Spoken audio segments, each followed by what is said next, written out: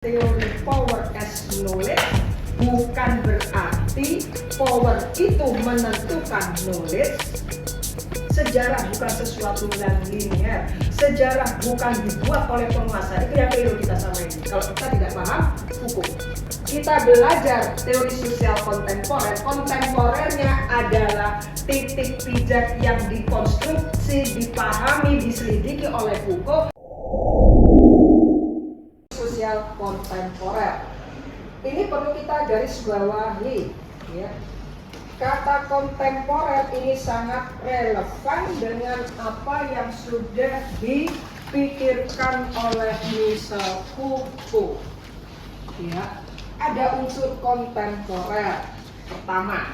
Jadi tujuan kuliah ini adalah 4. Nanti Bapak Ibu akan tahu, tidak sekedar menghafal teks dan tidak sekedar menginterpretasi dengan mengait-ngaitkan konsep power and knowledge sampai nggak karu-karuan. Saya nggak mau itu.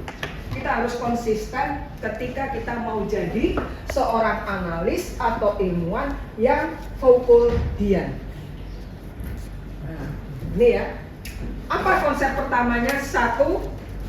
Power / knowledge. Knowledge. Power garis miring knowledge. Itu punya arti ya. Nah, mulai dari sini Michel Foucault merasa penting untuk menyampaikan teori power as knowledge bukan berarti power itu menentukan knowledge. Setiap orang yang punya pengetahuan berarti dia punya kekuasaan. Bukan. Si Michel Foucault melakukan dekonstruksi atas konsep power as knowledge. Kedua, Michel Foucault tertarik pada pandangan dan konsep tentang sejarah. Sejarah pengetahuan dan sejarah munculnya kekuasaan yang dia mulai dengan memperhatikan praktek-praktek kuasa pada zaman sebelum ada pemerintahan modern. Ya.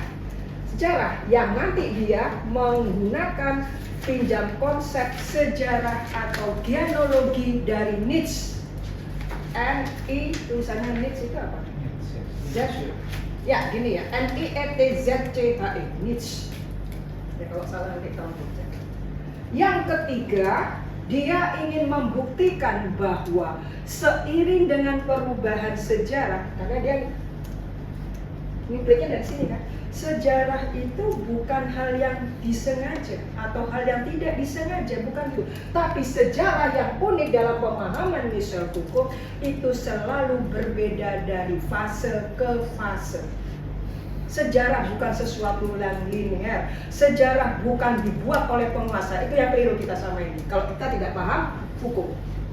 Orang dulu bilang sejarah adalah peristiwa masa lalu, gitu kan? Dan sejarah masa depan adalah sejarah atau yang kondisi sekarang adalah sejarah masa depan. Itu dikutip-kutip oleh semua ilmuwan sosial untuk menjelaskan proses yang sedang berubah. Foucault menolak itu. Yang ketiga, Foucault menyampaikan bahwa dalam proses perubahan, di mana perubahan tidak selalu menunjukkan hal yang bersifat memajukan masyarakat. Artinya, perubahan tidak selalu linear. Perubahan itu tidak seperti yang kita bicara di teori perubahan ya, bahwa perubahan itu selalu tidak dapat dielakkan, gitu ya. Terus perubahan itu selalu baik untuk kemajuan masyarakat. Foucault marah dengan statement seperti itu. Ya. Gak ada perubahan yang tidak dapat dielakkan dan tidak ada perubahan yang selalu mengatasnamakan kebaikan masyarakat atau kebaikan untuk semua. Jadi di sini sebenarnya Foucault ingin mengkonstruksi tentang kondisi yang adil bagi masyarakat. Dan Foucault kalau dia masih ada, masih hidup, seandainya sampai 2025, dia akan mengontrol kembali bagaimana bekerjanya kekuasaan, praktek-praktek kekuasaan dan praktek-praktek yang menghasilkan pengetahuan. bagaimana terbentuknya klasifikasi atas kategorisasi dari orang yang disebut gila, orang yang disebut sakit, dan orang yang disebut bersalah. 3 poin. Kita belajar itu ya. Ya, kenapa orang disebut gila? Kenapa orang dikategorikan sakit? Ya, gila atau tidak waras? Dan apa yang menyebabkan orang dianggap salah? Ini ada di mana? Jadi 5, kita belajar teori sosial kontemporer. Kontemporernya adalah titik pijak yang dikonstruksi, dipahami, diselidiki oleh Foucault. Karena yang kontemporer itu bukan tidak ada hubungannya dengan masa lalu, dengan sejarah, tapi yang penting bagaimana kita mempelajari sejarah pada fase tertentu selalu menunjukkan perubahan dalam kategori.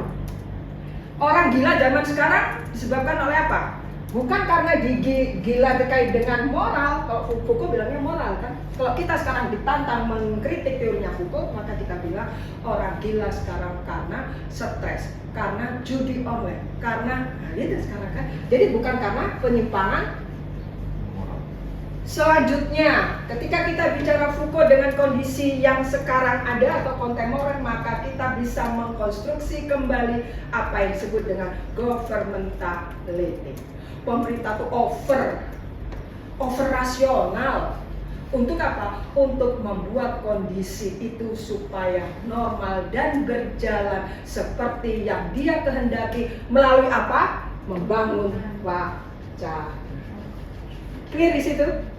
Jadi ini ya, kita pelajari ini ya, urutannya seperti itu. Kalau Anda semua belajar dalam textbook yang Civilization, The Birth of Clinic, Madness, hukuman dan disiplin and punishment, apalagi itu ada 5 buku, maka itu semua bercerita.